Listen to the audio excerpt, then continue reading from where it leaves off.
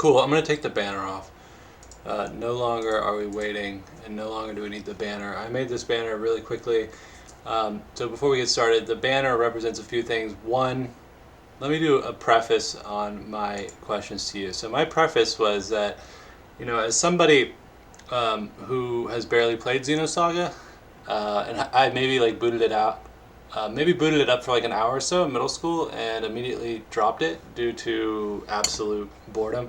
I will give my layman's impression of the game, which is seems like a slow burn. There's hot robot girls, which you can see in the image. There's gratuitous exposition and violence. There's some sort of philosophical death going on, which you can see in Cosmos's cleavage. I have shoved a novel by Kant inside of her cleavage in the image. And there's also giant robots. And I also understand that there's a lot of Nietzsche stuff going on, Friedrich Nietzsche references going on in Xenosaga, which you can see there. Friedrich Nietzsche, the graphic with, I swirled the top of his head because that was his deathbed image, I think. And at that point, he was probably supposedly suffering from syphilis, but also he had probably just thought about stuff so much that his head was totally spinning and he was totally lost, at least in my opinion. So that's what the image represents. There's actually a picture of me and you from high school in the image in the back behind Nietzsche. That's actually our Chuck E. Cheese image. You just can't really tell because I had Nietzsche accidentally covering it. So that's the image. So cool. So like I was saying, what the hell is Xenosaga? What is it? Okay, hold on one second. Wait, hold on. Can you hear me? You hear me just fine? Yeah, you sound good. Okay. I was just that was a transition where my brain was like, I got to hit the push to talk. However, the phone is back there, so I'm on phone now. And I got infinite data with the G5. Okay, so what is Xenosaga? Hard question to answer. I think about it within an hour. You're accurate. It's bad. It's boring. It's a video game, right? It's a computer game, more explicitly. It's a lot of fun. There's a lot to get out of it. And I think for someone like me, it really spoke to me, right? Because I think the guy that made it and the team that worked on it must have had a lot of similar interests to me. And in studying philosophy or reading it, trying to understand it, it's a lot like trying to understand this game, and playing it is a lot like Nietzsche, I think, how he lived his life. I think it was what Takahashi was trying to say. Sometimes people are just bad writers, and I think that doesn't make their point invalid. And maybe that's what intrigued me as someone who wishes I could write something truly great, but maybe it gets lost in translation. But it's a JRPG. Yeah, let me talk for a couple more. Can I talk for a couple more minutes about that? There's a lot to say. What is it? It's a CD. It's a DVD, right? Well, I think a lot of my questions are going to be what yours. So, what is the genre? You just said it was a JRPG, right? What is the what's the setting? What's the setting of this game?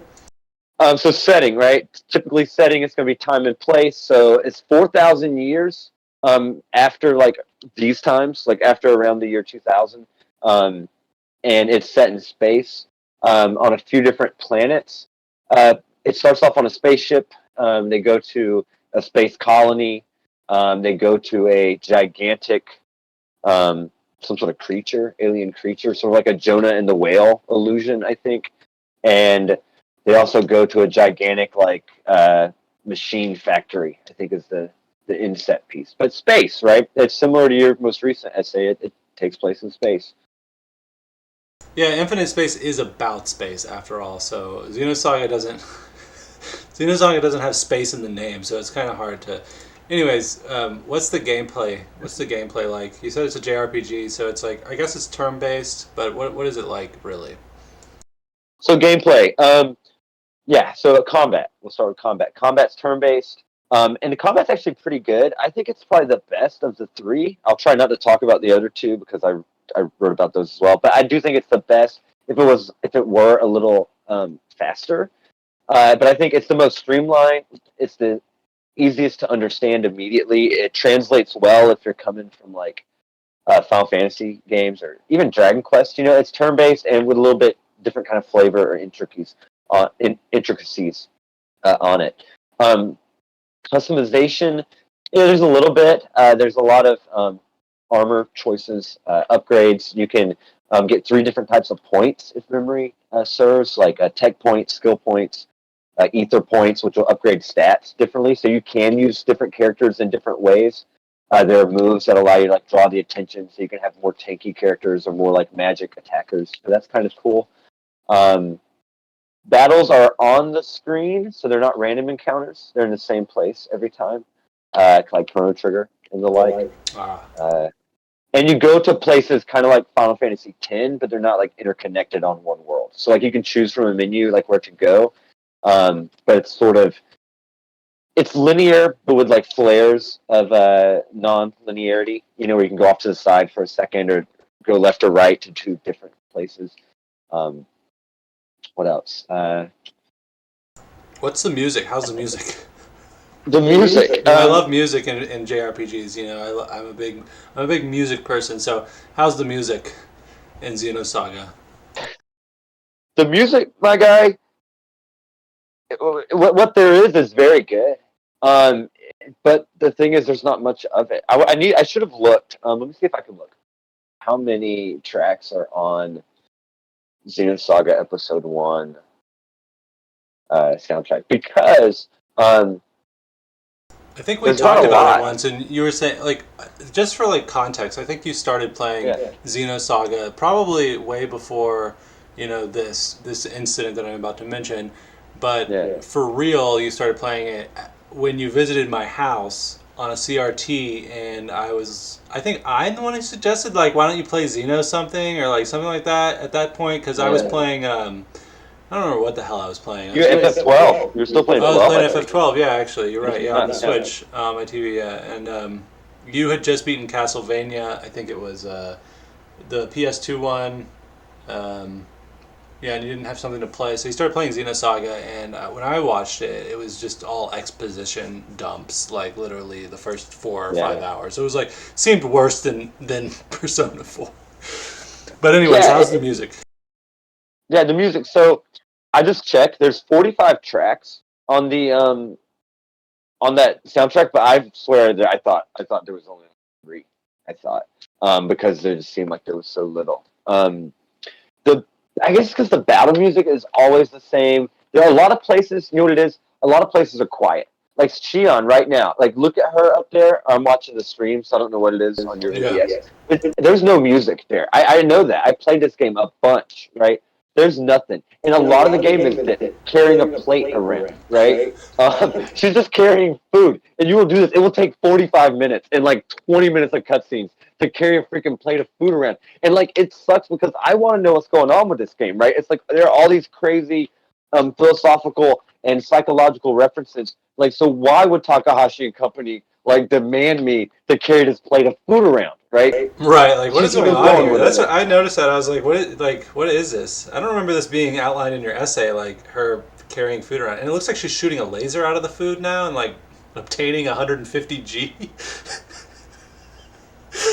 Yeah, it's awesome. Very cool. It's awesome. But like yeah, I mean I didn't write about it because like the game does a good job of luring you into its world, I think. Like that the story is so just unexplainable that I just assumed that somewhere there was context that made laser beams and like this plate running like makes sense. She's like delivering food or something, but there's obstacles, and like she's like, damn, these obstacles are preventing me from delivering my food.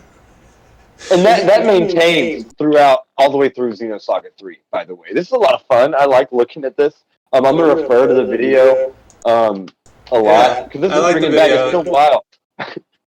But like this will probably be the whole. We'll refer back to it because I bet by the time we're done, she might still be running around with this play. Yeah, maybe. So I'm gonna ask. Oh, okay. So the music, from what I understood, like 90% of the tracks are like ambient, just like weird noises going on, and there's no real like background dungeon music or town music. Is that right? Like, or there might be like a few of them or something like that, right? It's like I think my theory is that the director.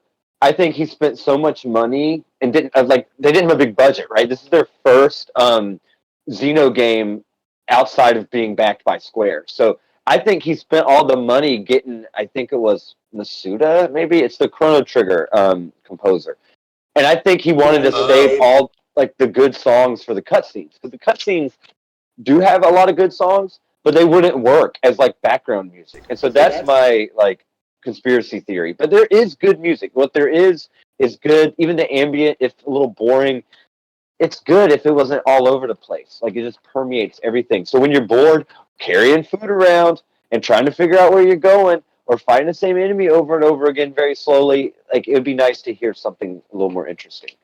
So that's I think that's the music. Gotcha. Cool. Well, that's all I really wanted to know about the game. So now I want to get into the essay. I'm going to ask you two questions, and I'm going to go refill my goblet of wine. But these questions I think you can answer without me. So the first question is, oh shit, I accidentally deleted some of the wrong questions. Okay, hold on. Yeah, how long did it take you to write this essay, and why the hell did you write this insanely difficult fucking essay? That pissed me off. How long? Okay, hold on. How long? Yeah, go ahead and answer Okay. that. I'll be right back. So there's one viewer, I think it's me, probably. But anyway, how long and why? How long and why? So as he said,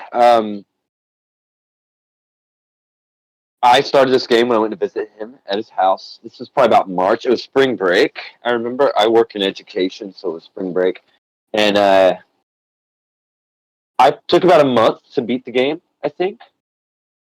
And I wrote it. So each section is about 500 words, I think, or 1,000.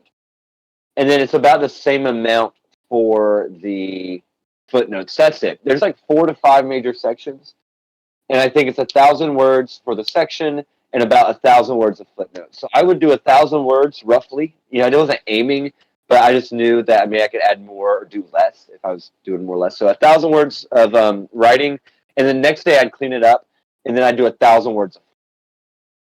Right. And so that it took probably about 10 to 15 nights, because I didn't do it every night because I was busy with work and stuff like that. So that's how long it took. Probably about 2 to 3 weeks to write. I'm a dad. We're both dads. So I'm a dad, and I work full time. But why did I write this insanely difficult to understand?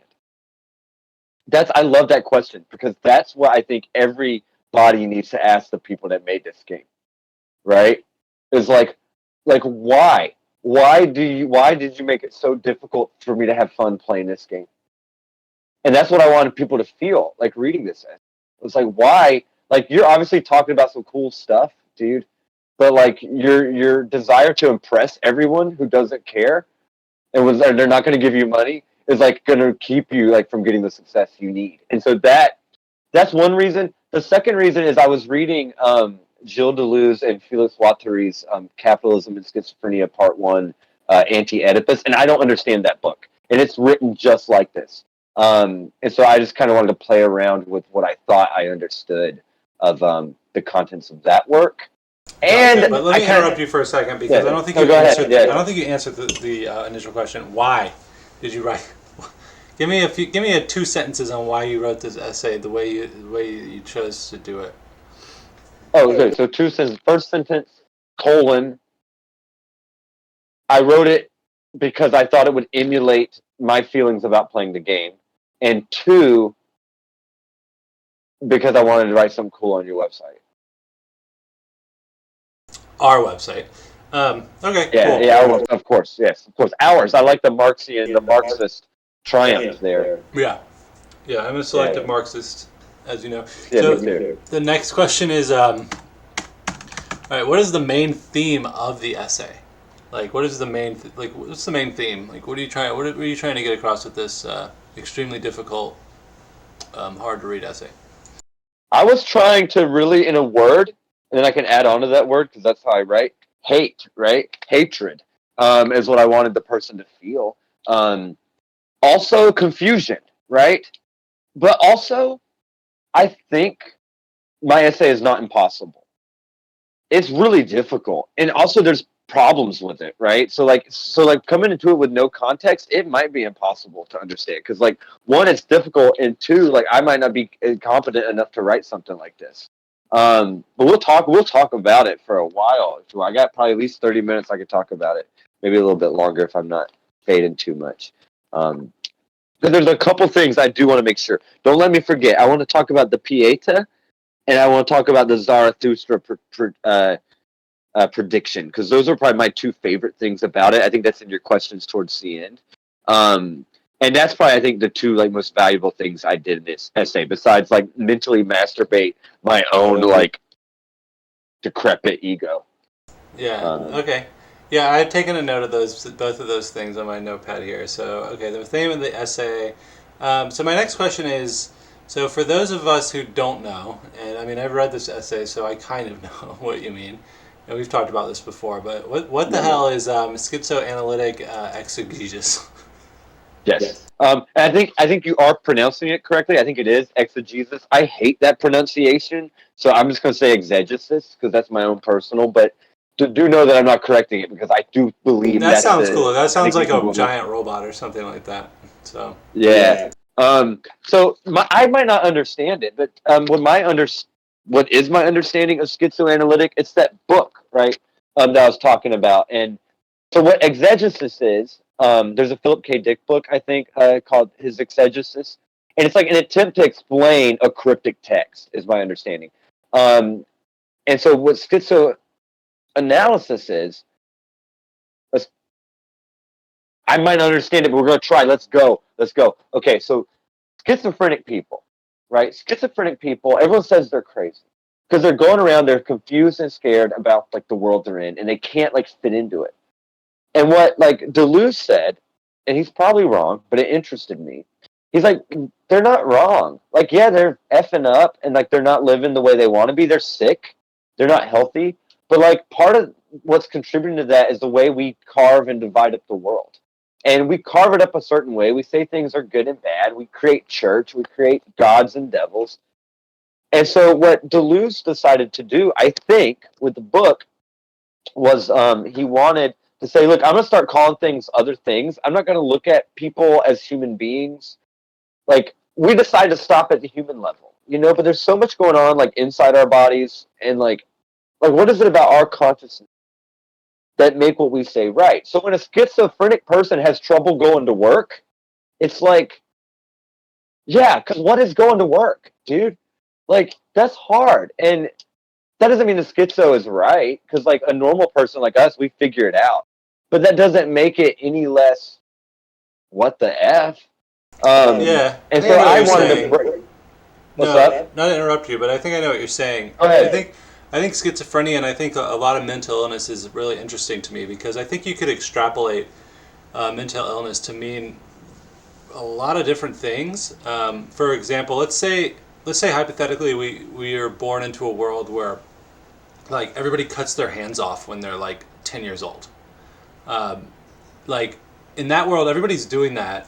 But in our world, if we did that, we would be like seen as insane, right? So people who didn't want to cut their hands off in the the other world would be seen as right like insane. Like, but they would be normal to us, right? Because nobody wants to cut their hands off. It's only in this crazy hand cutting world where people cut their hands off. So mental illness seems more like semantics than it seems anything else, or maybe not semantics, but like this person isn't doing what society deems as normal, so this person's crazy. And you could boil it down to like, oh, well, there's chemical imbalances, but I would argue that, and I'm not a psychologist or even like a medical doctor, so if anybody's watching this, don't take my advice, but I think everybody has some level of chemical imbalance.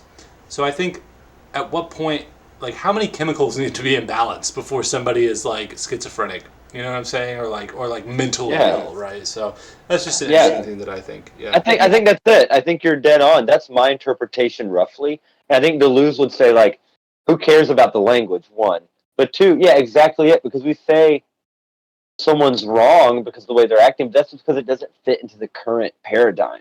And that's a super cool way. I mean, yeah, and I think, yeah, I mean, we're both pretty intelligent dudes, and so that's what reading that book. I've read maybe 115 pages of it. I've tried and tried.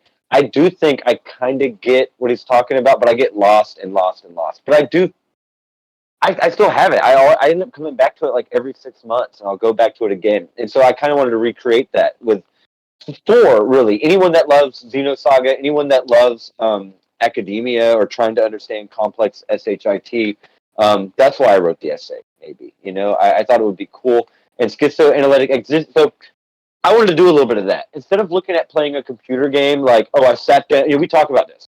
And feel free to interrupt anytime. But we talk about this, right? Like the reviews, the gameplay, it's a 7 out of 10. The music, it's a 4 out of 10.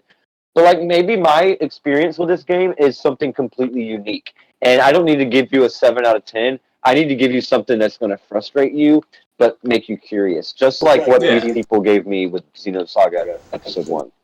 Yeah, exactly. I mean, that's the whole point of the, on computer games. Like, maybe that's what it evolved into, but, I mean, for context, for Final Fantasy 12, I had a score at the end of it, and then, like, the next day I was thinking about it, and I was like, scores are fucking stupid, and they're dumb. And I told you that, and I was like, I went in and edited, and I removed the score, because it's fucking stupid.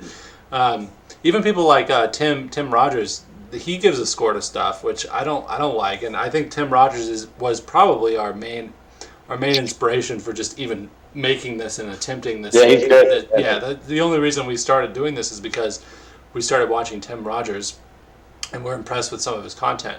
But yeah, even he gives scores, which is fucked up to me.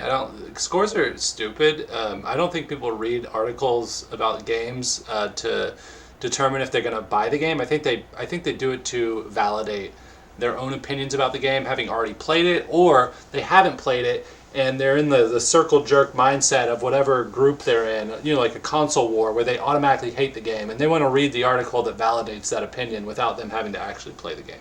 That's what I think computer game reviews are for. Anyways, the next question I had, I think you explained the exegesis, or however the hell you pronounce it, the giant robot, pretty well. So I'm going to ask you my next question, which is, what is Religio Philosophico Peninsula, which is your next chapter here. Religio Philosophico Peninsulae, or Peninsulae. I don't know if that's No, you're good. Let's So the whole thing, I instead of looking at playing a computer game, like sitting down and turning the computer on, I looked at it as like I literally went on a trip. I literally left my house. I literally hopped on a submarine and I went to a new place. And this new place had some peninsulae. Peninsula is just a name for like a jutting out. The Florida is shaped like a peninsula, so there's a little bit of intersection with my personal life there. So I'm describing them with the adjective that I created, which is half religious, half philosophical. And so when I played the game, one of the places that brought me joy was some of the thoughts that it could lead me to on religion, with some of its religious imagery, and the philosophical, right, with Nietzsche. So there's the Christ imagery, the Christian imagery. And so this chapter was solely about those kinds of things. Let me peruse like what you've got on the screen real quick, and it might give me, okay, idleness is the beginning of all psychology, right? So like I'm doing something. I'm playing the game. Maybe I'm a little bored, but it's okay. I'm thinking about my thoughts. So when you get there, when you get to these parts of the games, you realize I got to think about this.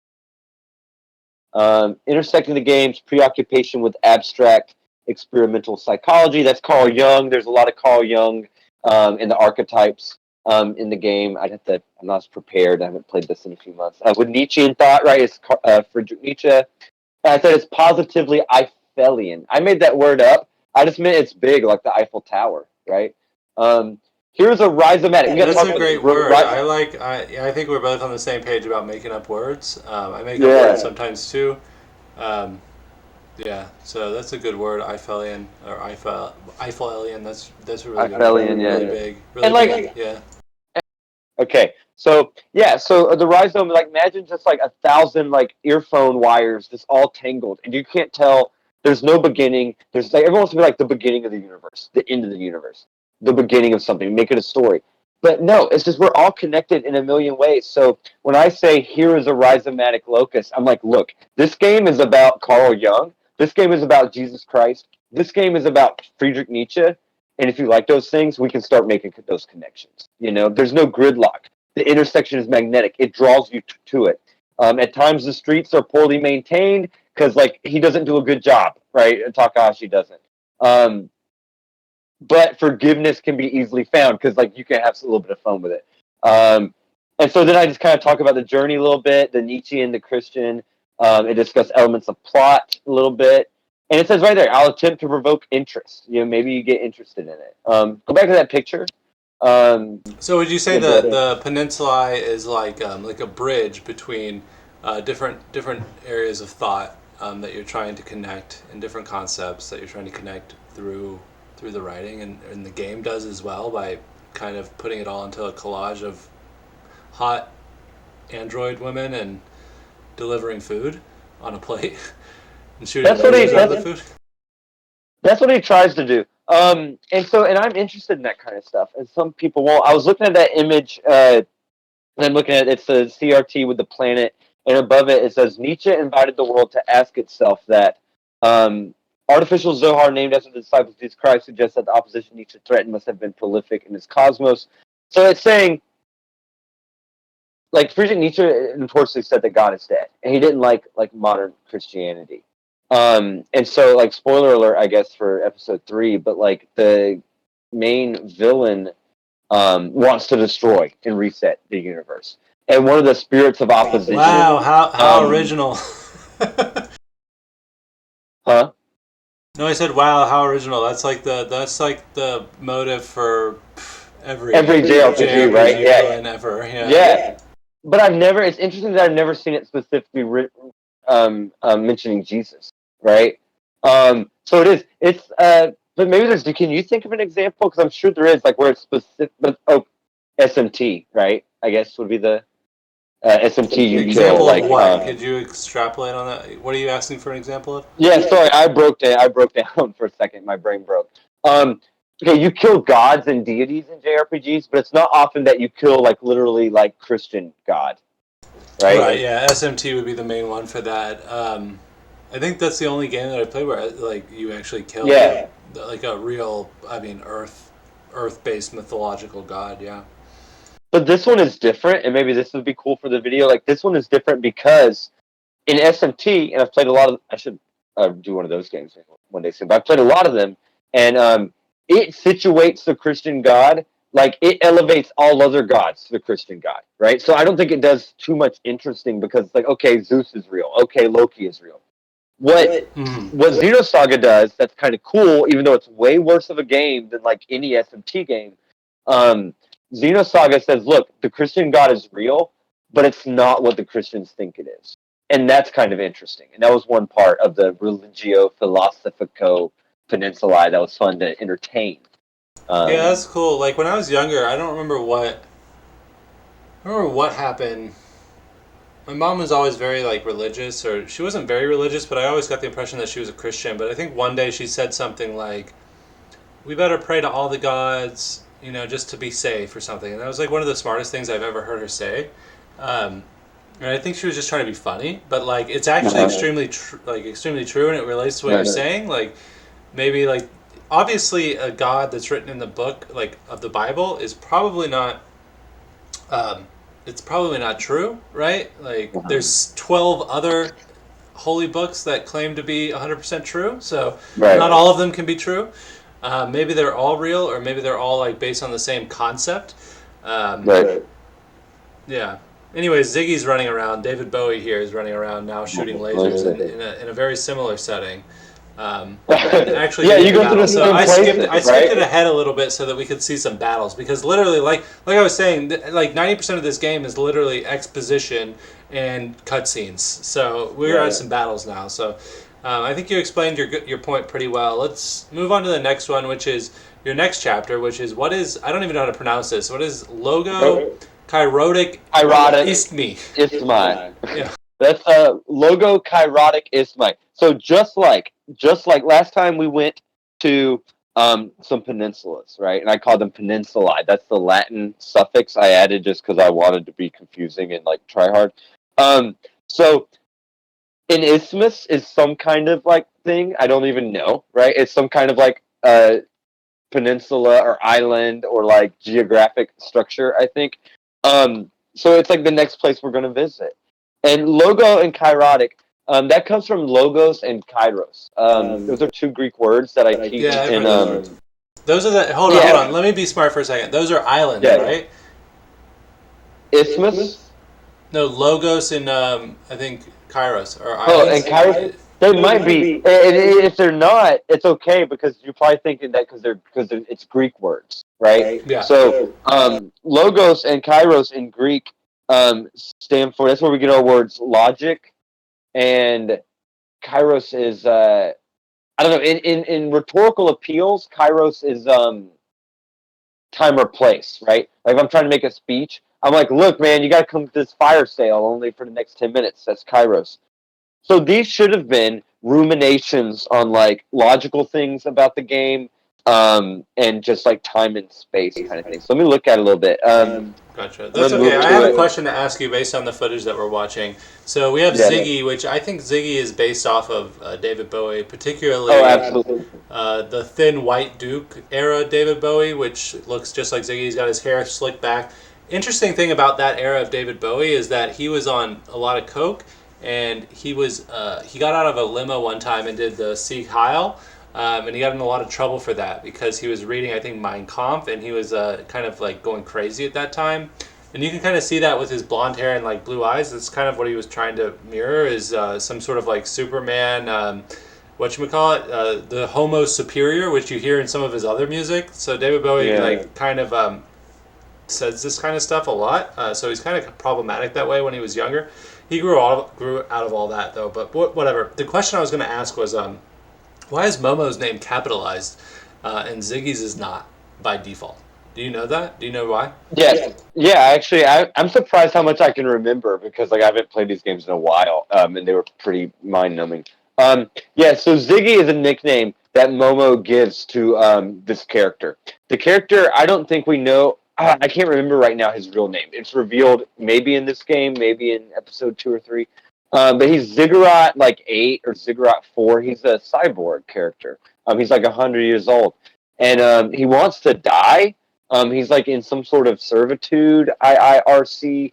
But anyway, Momo is probably capitalized because she's a 100 series Realian, which means she is a like I don't know the term, or I've had too much beer to like summon the answer, but it's not like it's a kind of created. It's a biologically created thing, so it's not a cyborg. It's not a machine, but it's not a human. They're created at like 8 or 9, 10 years old, right? And they become So souls. that's what I kind of figured, that she was like some sort of artificial being, which is why she has all caps. But I thought Ziggy was too, which confused me why his name wasn't all in caps. I No, think he's a cyborg. Yeah, okay. I think Momo is. I think she has um,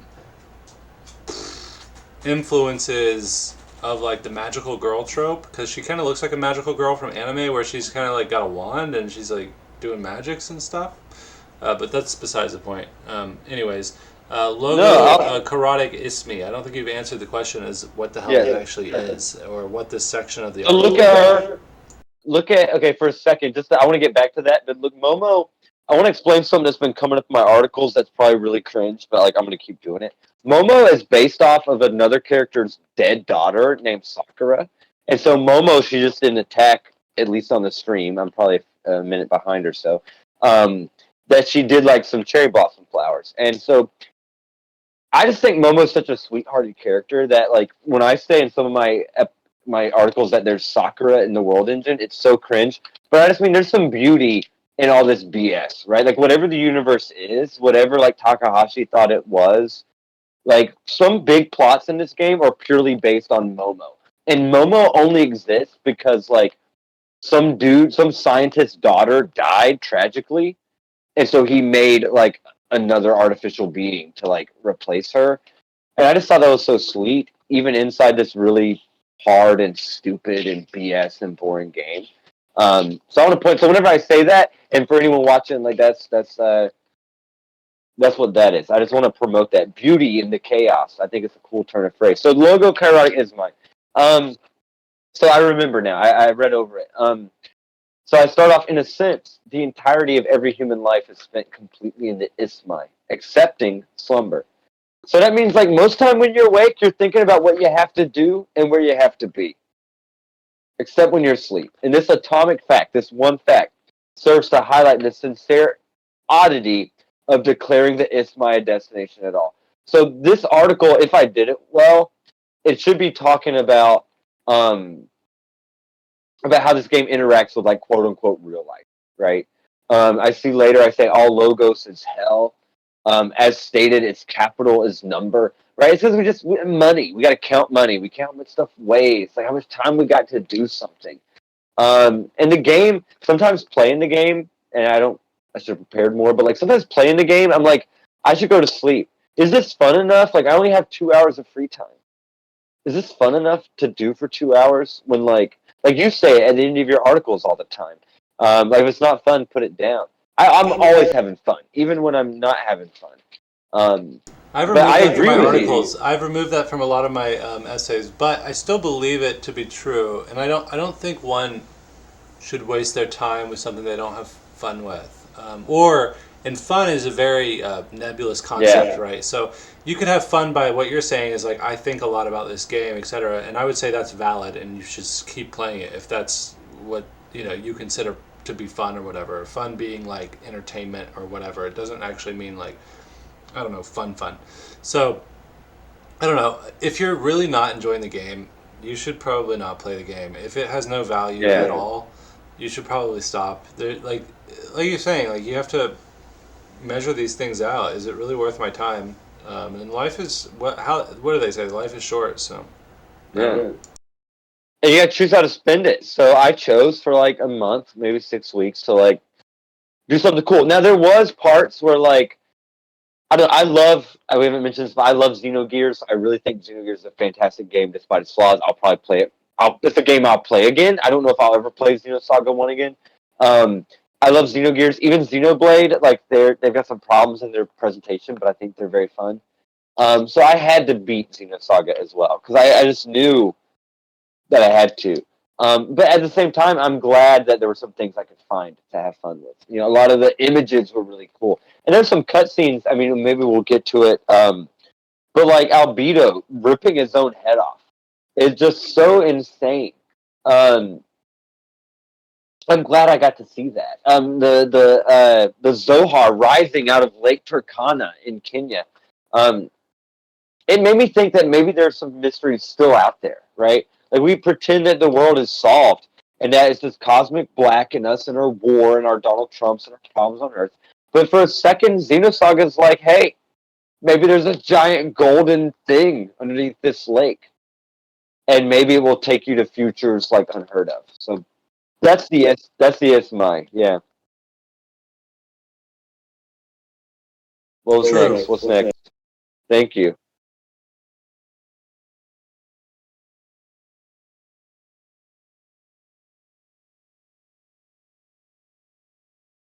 No, I think, and I don't see this come up a lot, which Oh, is I'm why sorry. I No, maybe my I'm mic was off. I asked you wanted to talk about Pieta. No, I heard I that. asked, is that the sad clown, like the story of the sad clown or whatever? That's what I thought it might have been about. Maybe I'm wrong.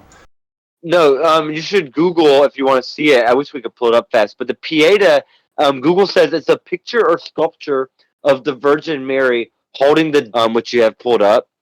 That's fantastic. So the Pieta, I learned it in art history from Mr. Veeder, a teacher we both had. And it's a sculpture. The one I know, I think it's what I'm looking at. It's fantastic. So the Pieta, I learned it in art history from Mr. Veeder, a teacher we both had. And it's a sculpture. The one I know, I think it's what I'm looking at. It's a Raphael, but it's been done way before that. The Pietà, it's Mary seated holding the dead Jesus. And in that picture you have up, when I saw that, and I've Googled this, maybe it has to be, but Albedo is holding a dead, basically Momo. It's not Momo. There's like hundreds of Momos. But he's holding a dead Momo. And in that moment, it's so, I don't even know if I understand. I said Albedo and Momo are Mary and Christ child, right? The mother. He's holding a dead Momo. Yeah, that's really good. Hold on. The stream I think went out. Hold on, we need to capture that. I don't know what the fuck's up with my internet right now. This pisses the hell out of me, dude. Because when I try to upload this, it's gonna have shit that's fucking cut. It's so annoying. Hold on. It's okay. Oh my god. I'm gonna go grab my third beer. This is going good though, I Go think. grab your I beer. think Yeah, I think it's coming back up. it is back. I'm Okay. gonna grab my beer anyway. Yep, yep, yep.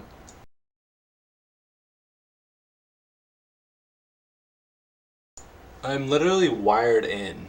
I have an Ethernet connection directly into my skull, into my brain, that's streaming this from my glasses, which are Elon Musk um, branded X glasses that allow for real life, real streaming.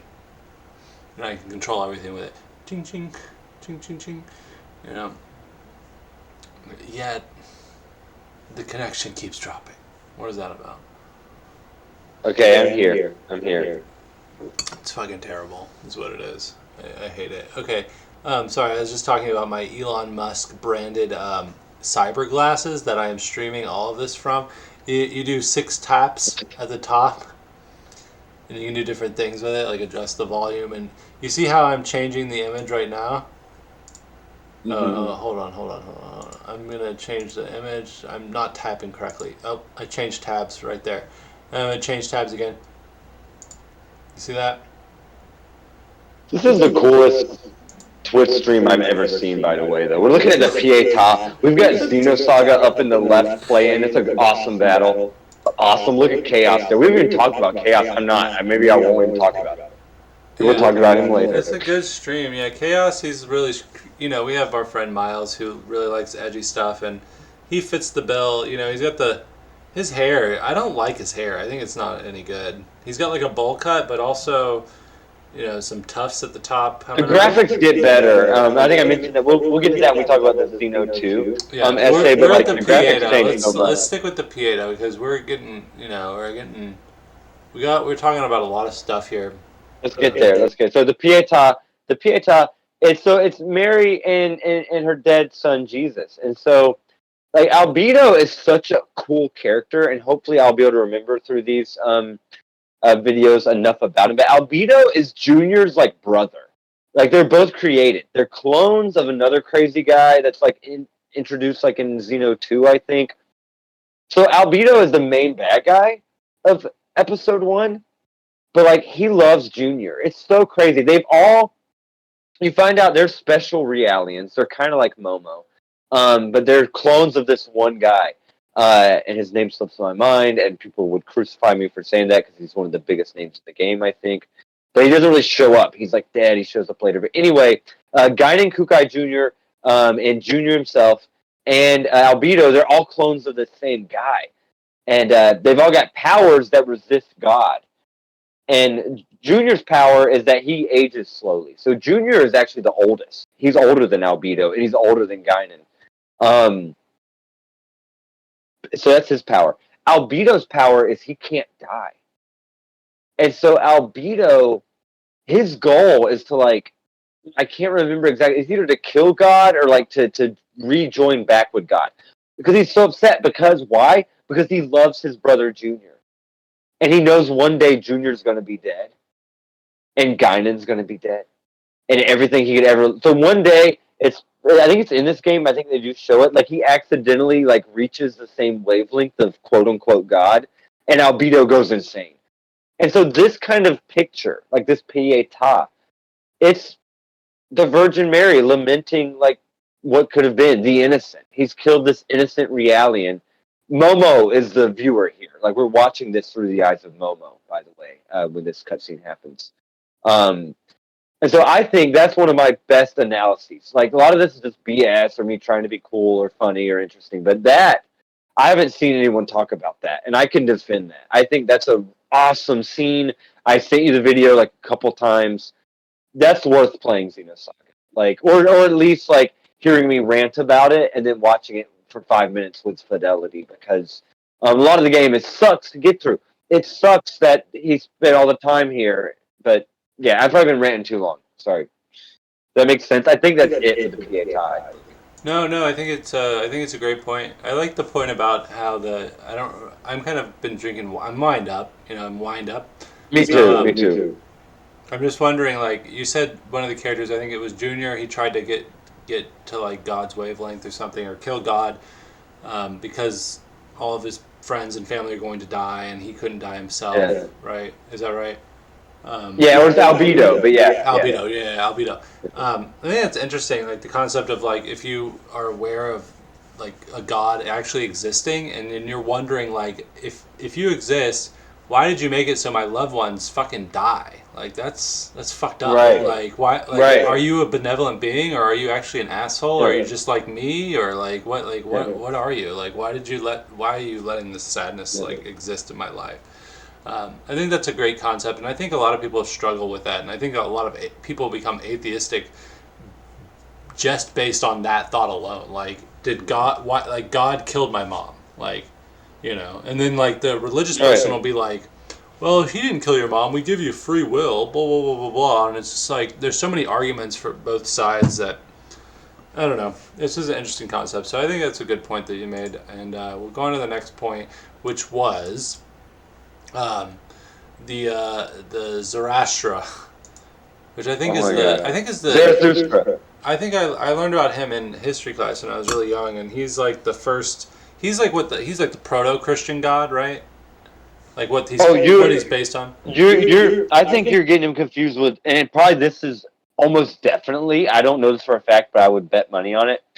Uh, I bet this is the influence for Zarathustra. It's Zoroastrianism. I think that's from history Yeah, class. yeah, yeah. Actually, Um, you're right. So if those aren't related, then yeah, you're right. but they probably are. So Zarathustra, Thus Spake Zarathustra, is like Nietzsche's one of his most popular books, if not his most popular, and it's one of his most readable. And it's kind of a parable about this being that comes down the mountain named Zarathustra, and he's like, "I'm gonna tell you how to become the Overman, right, or the over person, the modern woke wants us to call it." And that's fine, over person, the Superman. The way that you become the Superman is that you disregard all the values other people give you, because other values are there to control you, right? And like it doesn't mean just be a jerk, because maybe being a jerk doesn't get you where you want to be. But what it means is like creating your own values allows you to live life to the fullest, because Nietzsche believed in no heaven and he believed in no hell. Nietzsche believed that if you're so Nietzsche hated Christianity because there were pastors and preachers not having sex because of this story about Jesus. And Nietzsche's like, you get one life, brother. And you're not having sex, you're not doing drugs, you're not having fun, at least a little, or you're not condemning those things a little bit or trying something else. Like, you've got to do something with your life. He calls it life denial, right? He hated life deniers. You've got to live life and make it up. Like, maybe it doesn't matter, whatever. So Zarathustra was his story, like saying that. And so Zarathustra comes down and tells people this. But there's a paradox, right? Zarathustra's like, look, I just told you to not accept what other people give you.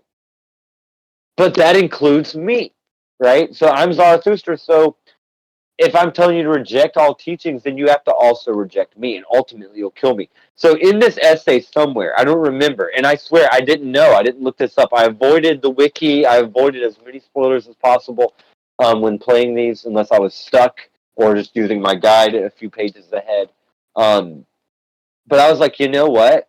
If this game is about the eternal recurrence, and I did know that the third game was called also Sprach Zarathustra, so I did know that. But I was like, you know what? I bet the final boss is Zarathustra. I bet and it is the final boss of episode 3 is Zarathustra. I was right, purely based on how much time I spent thinking about this freaking game. Um, And also, I think the other bad guy, the main big bad, that's not revealed until episode 3. I don't think you see him, but like once or twice in episode 1. Um, Hold on. Is basically Friedrich Nietzsche, right? It's Wilhelm. It's his character named Wilhelm. I can talk about. But that was a big rant, but that was the Zarathustra. I was really impressed that I got that right, and that is a testament to how much fun it can be to think about a really, really boring video game. No, it was great, and you corrected me about the Zoroastrianism or whatever, which is you were totally right. That I was getting them confused. So I learned something new there, so that's cool. Um, Yeah, great points. I like this quote here, and I like that you took the time to. I don't know how the hell you got. Did you like pause it at this great time? Like typically when I take like if I'm actually using a camera to take pictures of a fucking screen, how am I gonna get like a good quote? You know, by the time I get the camera up, you know, it's past. Like, how did you get this quote? I'll tell you. I'll tell you. I remember this. I'm glad we're doing this because like so many memories are flooding back that my brain probably would have forgotten. So that TV currently is on the floor behind me. To my right is my 13-inch CRT I bought when I was. I think I have OCD actually. I don't want to talk about mental illness, but because I was obsessed with CRTs for a minute, and I got my 27-inch over here. But anyway, I had the 19-inch where the 13-inch is now.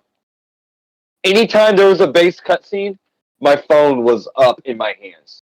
And like some of the pictures are kind of off or not great, but like I would just hold the phone up quick. 'Cause you only have a second with the CRT because you get these weird scan lines on the phone. So I'd hold I know the you're talking phone about. up We have the and I would same just phone. We take have the same pictures. phone, you know. So we probably Yeah. experienced the exact same thing because I have a CRT right here that's playing the fucking Xenosaga footage, and if you try to take a picture of it, it's like lines are going up and like you can barely see. You have to like get in these weird ass angles to be like, oh, am I gonna get it right? I would do that. Yeah, right here. I would do that.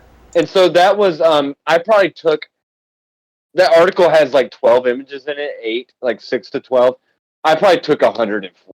You know, there were a lot of images that didn't make the cut. And like of course I've evolved past this now and I've like experienced the technology and now I can use the CRT and take better screens.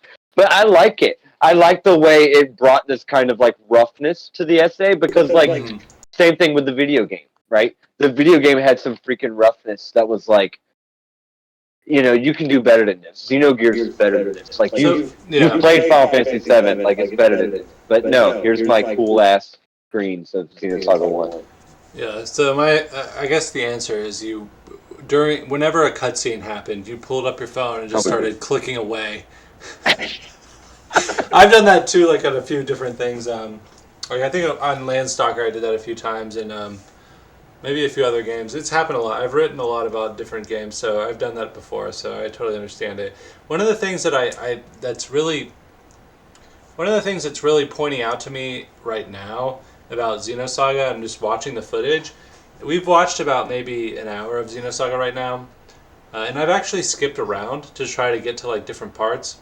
And it looks like you have most of the characters at this point, and you're fighting some sort of like scorpion from Final Fantasy VII here. But from what I can tell, a lot of the game seems to take place in gray, the inside of ships, like very gray insides of ships. Like, is that like the whole game, or because that's all I've seen so far? We've watched an hour of footage skipping around, and it's all like the same looking gray inside of a spaceship or space station type of thing going on. I think okay, so we'll get to this later and like for real who's gonna like watch this, like seriously. Hopefully they do. It's great content. But Xenosaga 3, I think I said at the end it was like, look, like playing this game is like reading this stuff, right? It's not really a lot of fun. It's a lot of gray. This game, it was all gray. I think at the very last chapter of this article, I'm like, okay, you came up, you're back on dry land, you don't know what the hell you just played. Yeah, it's not good. I mean, from the gameplay side of it, um, it's fun. Some of the moves had cool names. Like I'm watching, these animations are cool. The robot stuff gets amped up because this is like a game where also you have like robot battles where like you're inside robots, but they're somehow less exciting than the on foot. Like I would just robot battles. I would just get on foot to challenge myself and do that because like the robots were not a lot of fun. But yeah, it's a lot of the same. So the cutscenes. Okay, I've been drinking too. So like, what I was gonna say was, I think I said if the game interests you at all, the first thing I would say to do is just read Nietzsche, right? Just read Carl Jung. That's better than playing this game. If you still want to do something with this game, watch the cutscenes because they're awesome. They're not the best thing I've ever seen, but they're pretty entertaining and they tell you a lot. If you still want to torture yourself, then play these games, right? If you love Takahashi and you've ran out of JRPGs to play on the PlayStation 2, like pull out Xenosaga 1. But there are better ways to go about these concepts. Like just grab the book, grab the gay science, grab the fake spoke Zarathustra, grab the Antichrist maybe, or the genealogy of Laurels is a good one. All that's better than this, but the cutscenes are good. I just wish, man, Jesus is in this, right? That's really cool. Jesus Christ is in this Is game. Jesus like a real character in the game, or is he like just implied, or like is he like does he No, show he's up? in a cutscene. He has a character model. If you want to go in your screen over here to type Google Xenosaga Wiki Jesus Christ, I mean, there's an article for him. He's got a model, character model, and everything. So does Mary Magdalene. Cosmos is Mary Magdalene. She Chaos. Chaos was the disciple. There you go. I see you clicking on it. He's in it. Xenosaga 3. There's a whole scene with him in it. And that's what made me want to play this. I was like, these games are boring as F, but if that's in the third one, then maybe I can get through the first one to see that. And I saw that, and it wasn't worth it. It really wasn't worth it. It wasn't worth it, yeah. So I'm looking at this Jesus Christ. He doesn't look like I don't know. They could have done better Jesus, but it is cool that Jesus is in the game. I think that's really cool. Let's see who else is in the Mary Magdalene's in the game. She's like okay, that's cool. Um, yeah, I mean that's all really cool. I think that's awesome actually. Lost Jerusalem. That's cool. Lost Jerusalem. Okay, so Lost Jerusalem, that's the planet Earth. Yeah, you see it. That's awesome. That's base. That's why I had to play these games. Even though they kind of suck. The thing is like this is an interesting concept, and maybe Xenosaga was the first to do this, but I thought Xenogears did something like this, and I think Xenoblade does something like this as well. Infinite Space does something like this at the end of the game as well, which I didn't cover in my essay because I don't really like that game. But like you go to Earth at the end of the very end of the game, it's like, oh well, actually this is Earth and this is way in the future, like. So this isn't like something that isn't, it's completely unheard of. This has been done before for sure in sci-fi, but it is cool. Like original Lost Jerusalem, I think it's really cool. Sorry, I'm getting progressively more dark. Let me go back to my notes. What's up? Okay, last question. What's up? Or not the last question actually. What's up with all the fucking footnotes in the article? The footnotes. So I thought. So I've got pulled up. Like look at these, like 100, like 107. You named them all. Like notes, Shakespeare, William Smith. Like I got the impression that you thought like the reader was so dumb that they needed an explanation for literally everything you were saying. That's the impression I got from the footnotes. Because like, dude, like, although it is fair that I knew the audience would only be you, and I know you're smart enough. No, like, that was why I took it so personally. Like I needed to have all these fucking footnotes to understand your highly intelligent article. But some of them weren't explaining. Some of them I'm just adding more, and I don't know. I like the look of footnotes. It didn't come out as good on OCG. That's why I didn't do it as much. When I was doing it in the Google Doc, like they're right there at the bottom of the page. So it was very easy as you're reading to like, oh, here's a little bit more context or where I'm getting this from. Instead of wasting time in the main text, I kind of was just experimenting, I guess.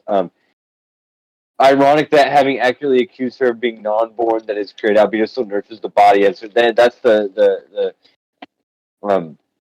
pieta part. I don't know, and I footnotes are cool. I don't know. I thought it was neat. I've never read a video game review with footnotes, especially with as many footnotes as there are main notes. So, it was not thinking people were stupid. It was like, hey, if you want to know more about it, you can, but you could just read it straight through if you want to. Okay, gotcha. All right, we've asked most of the good questions. There was one thing. There was one thing. You said we're talking about Lost Jerusalem. Yeah, go ahead. I'm gonna get some more. I'm gonna get another glass, but you can explain this. I'll be right back. Yeah. I'm gonna talk. Actually, I'm gonna talk until he's back about something else. Actually, right. What you need to know, viewer, until he gets back, is that like the world. If you look at the light through your fingertips, you can't see through it. You can't. You can't see through it. You really can't. So when he gets back, we're gonna talk about. Oh my goodness! I totally forgot. I totally feel.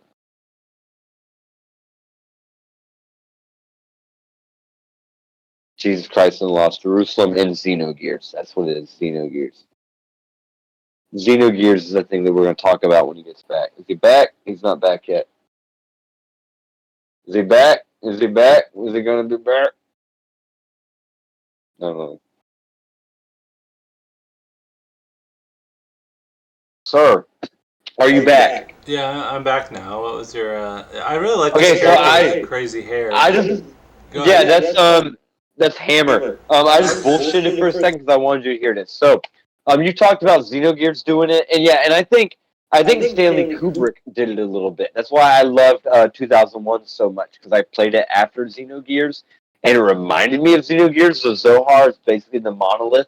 And if you haven't seen 2001, please watch it because it's No, I've fucking seen that, and awesome. there's also the whatchamacallit. I mean, it's a sci-fi trope where you bring in Earth at the very last second, and you're like, actually, Right. Earth is actually this is Yeah. based in the Earth universe. And Foundation does it. Asimov's Foundation. The But monkey okay, thing, so I one can't thing remember that's cool. the Planet of the Apes does it. You know, like oh, Yes. this is actually Earth.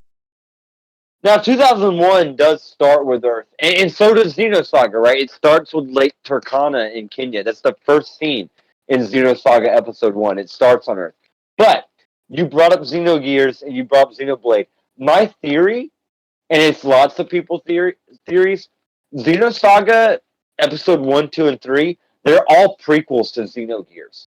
And Xenoblade, I think, is probably sequels to Xenogears. He's not allowed. He's got to skirt some lines and change some words.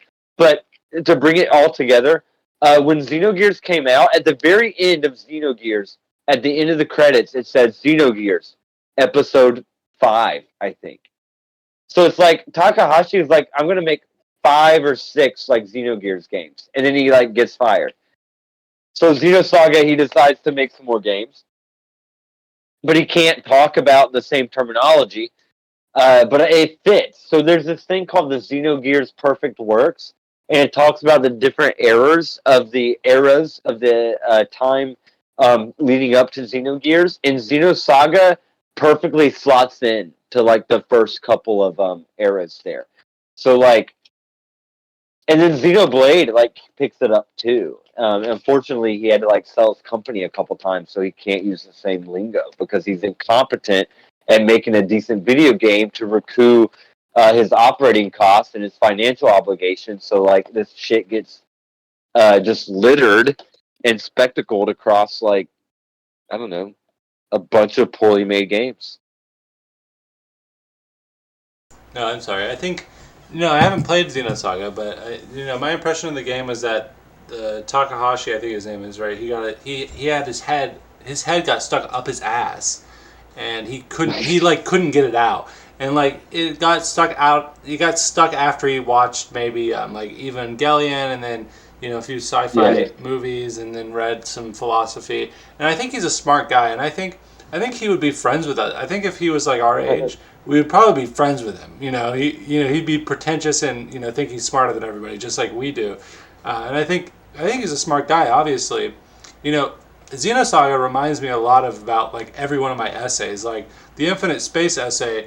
I had like a point there, but I got lazy and I focused on too many things, and I just kind of wanted to get over with it, and I did.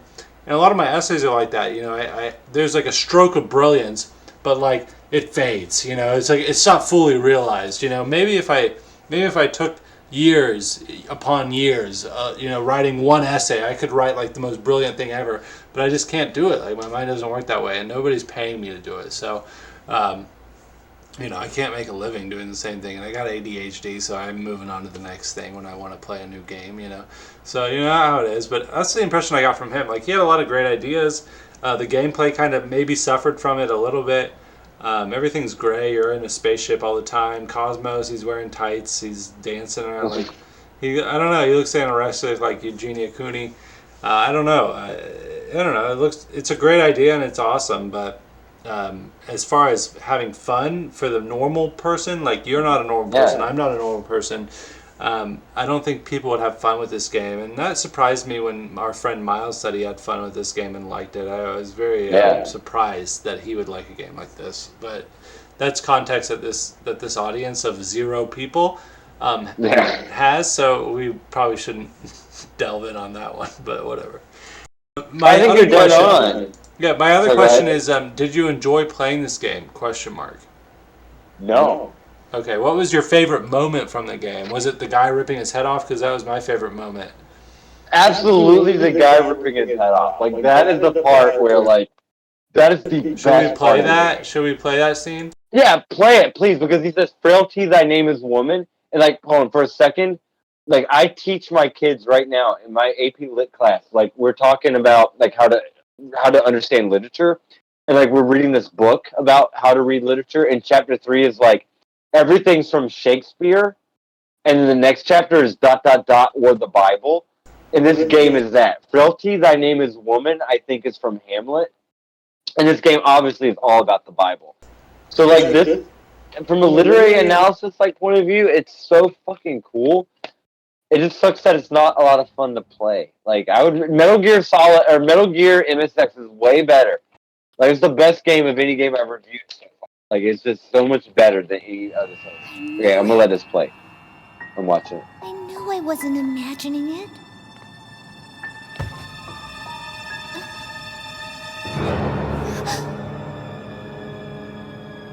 Let's let it play.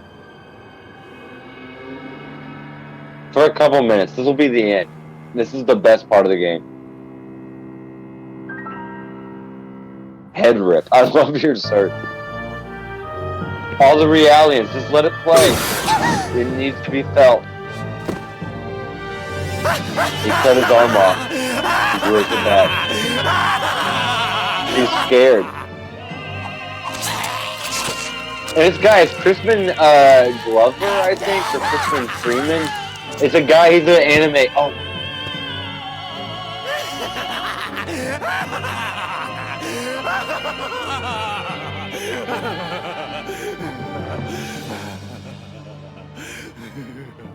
Just because he loves his brother so much, right? Because he loves his brother so much and he's doing all this, but he doesn't want to have to live in a world without his brother. There's no need to tremble like that. Else, you'll make me feel like a péché myself. And ma belle pêche. That means something I forgot. Was that a glimpse of a man that I caught in your heart? The lame thing about the head rip, though, is that... And then pause it. That's where I took the screen, that's the image for Child of a Madman, right? Because Momo is the child of a guy named Joaquin Mizrahi. His daughter was Sakura. He created Momo. And so that's the title of the essay, and slash the essay is The Child of Me, which is a madman. So I love that you paused it there, but go ahead. I thought that was a good fitting thing to add. Oh, nice.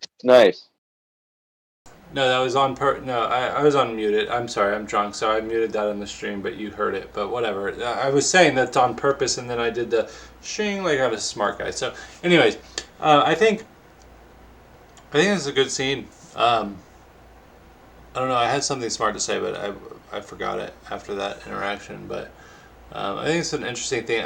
This is what I was going to say. I was going to say I think the head rip is undermined by the fact that he can't die. You know, I think the head rip would be a lot more meaningful if he literally ripped his own head off. Like, I've never seen a character like rip their own head off, knowing that it would kill them. You know what I'm saying? Well, you're not certain at this point. Like, he's only been seen a few times. So while I think his regenerative abilities have been shown, or at least right there with that thing, but the head rip is still. I guess I didn't think he was gonna die, but like him doing that. I think it still hurts him. I don't know. But yeah, you're right. I think you are right. Mm-hmm. But at the same time, I don't remember thinking... I didn't feel securely that he wasn't going to die. No, it's a great theatrical... No, it's a great scene. I wish him ripping his head off was a little bit more... Let's play it again. You can see him... Hold on. I gotta... AC turn on. Let's see. You can see him doing it, but you can't see him actually ripping it off. But she can definitely see it, and she's very disturbed by it. Yeah. I think it's a good scene. I think it's a great scene, actually. I think it's really good. I don't think there's any other scene like it in any other game that I've played. I think it's good. Let's see what we're at. Would you recommend this game for other people to play? Like, would you recommend other people to play? If you watched this video and you liked it, then you should read Nietzsche. You should read Carl Jung. You should read your Bible. You should watch 2001: A Space Odyssey. That's what you should do. If you do that and you want more, you should play Xenogears or Xenoblade. Is what you should do. If you do that and you want more, you should read my essay. If you like my essay, then maybe you should play Xenosaga. Like I can't recommend it to that many people. I'm surprised so many people like it, to be honest. Because like there's so many other better JRPGs to play that like I might watch the cutscenes another day, but I don't think I'll ever play this game again. I don't see why. I don't recommend it. I don't know. A lot of people online, I don't think online is a good representation of who likes the game or if it's popular. You can find people online who like, shoving, drills into their ears. There's probably a whole forum on that. But I think some people like this game. I think it was because it's just on the PlayStation 2 and it was heavily advertised. It was advertised on, I think it was on Toonami. I think there's a cut for it on Toonami that plays sometimes on Aftermath or whatever. So, I think it was advertised and it was on a popular console, so people played it. Yeah. And so it resonated with some people. And he made 3 of them. Like, he was able to make 3 of them, which is surprising. I played all 3 of them. We will talk about all 3 of them. But we had one, like, it ended up, a little bit to head that way. Like, look at it now. Like, Shion running. She's on the, I think she's on the Elsa. That's the name of the ship.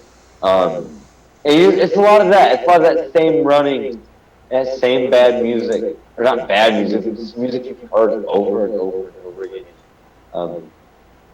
But I'm glad I played it. I'm glad I could say, I've played, I think, every Xeno game. There's a couple, there's like a phone game that was Japanese only, I think I missed, but, I don't know, if you like this kind of stuff, like, play it if you want, but if not, they're better JRPGs on the PS2. Final Fantasy 12 is way better, way more fun to play than Xenosaga. No, I would disagree with that, actually. You think? Yeah. I like FF12. I love playing. I don't like thinking about FF12. I like thinking about Xenosaga. That's probably what I was trying to get. No, the thing about FF12, you want to love FF12. Like, you want to. Like, you can't, but you want to. It's like I don't know. It's like, I don't know what it's like, but it's not. I don't know. I like FF12 too. So here's the full list. We have Xenogears, obviously. Xenosaga Episode 1. Xenosaga Freaks. I don't know what that... I've never seen that, actually. Click on that. I've never seen that. What the fuck is that? I know about Pied Piper, right? I know Pied Piper. That's a cell phone game.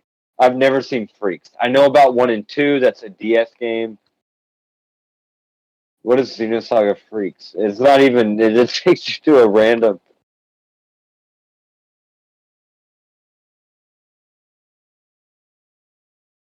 Xenosaga Freaks.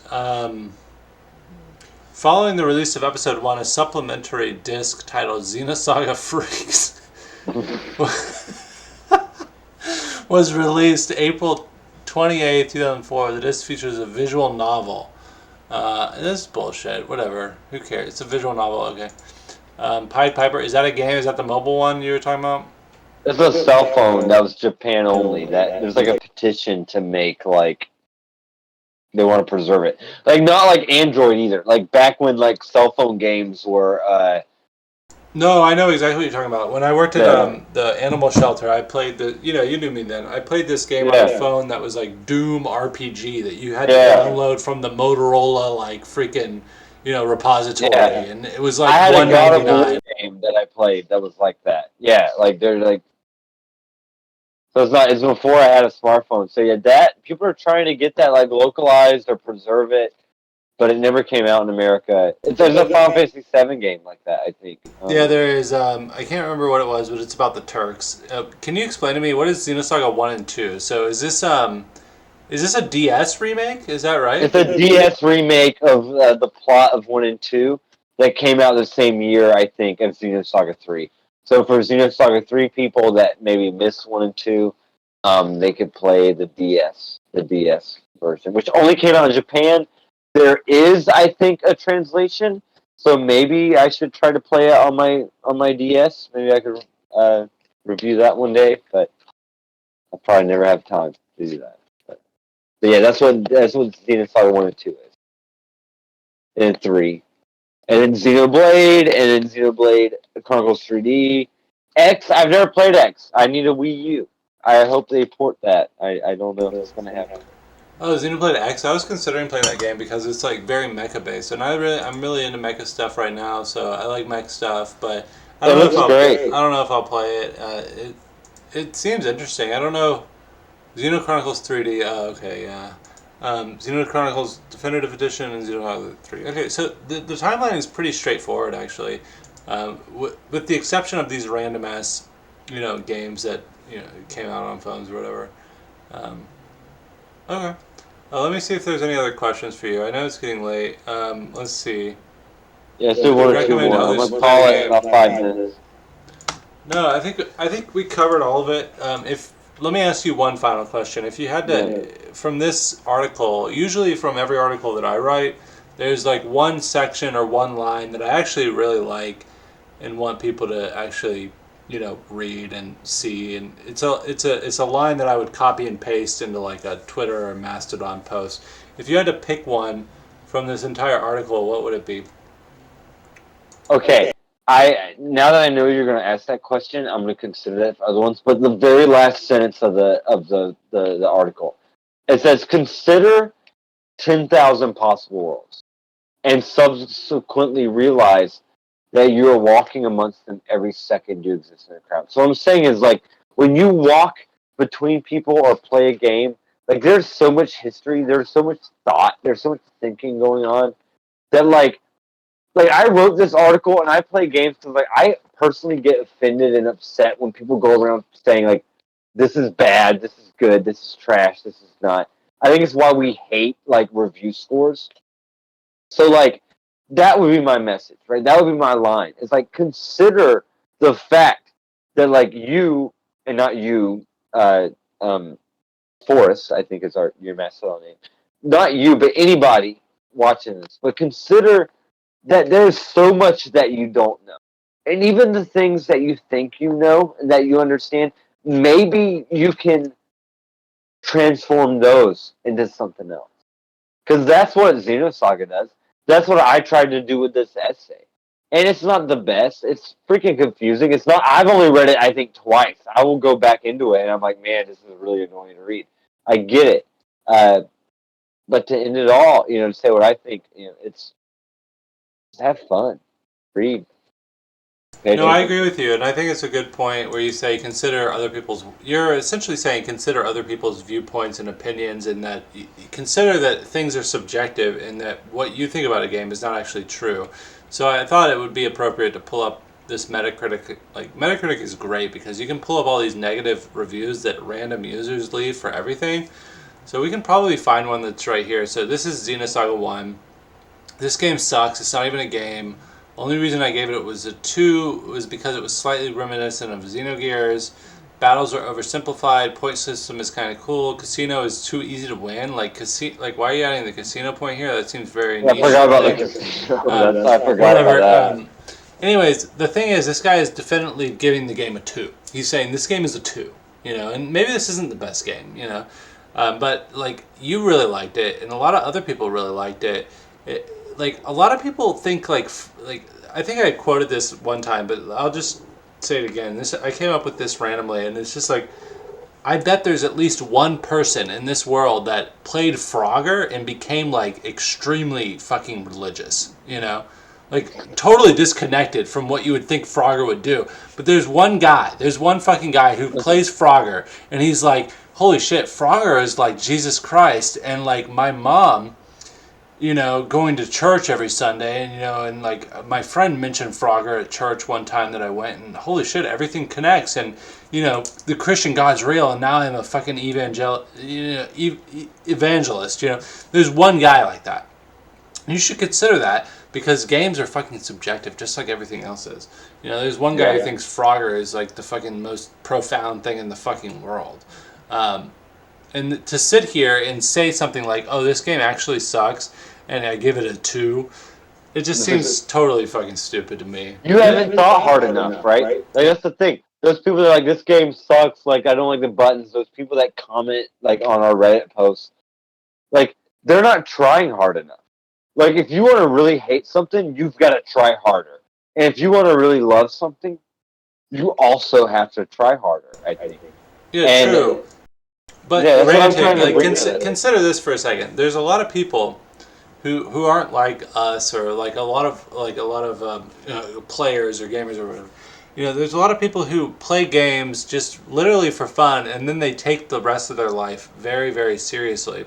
And I take the rest of my life pretty seriously as well, and I'm sure you do. But we take games and what we do, like our hobbies, extremely seriously, and we analyze them very deeply. And a lot of people don't, and I don't think we can fault them for that. So a lot of people will just be like, oh, I tried Xenosaga, it sucked, I'm going to give it a 0, and I'm going to move on with my life. And that's valid, I guess that's fine. But for someone like me and you, it's like, well, we spent fucking 2 weeks of our lives playing Xenosaga, and maybe it did suck on a very fundamental level, but actually, you know, this is what it made me think about, and this is why I liked it, and maybe the battle system sucked, but, you know, these are the 5 different other reasons why I liked it. You know, I don't know, like, I don't know if what I'm trying to say comes through, and your video just cut off for some reason, but, yeah, I don't know. Maybe that's a good final point. I don't know. Are you still there?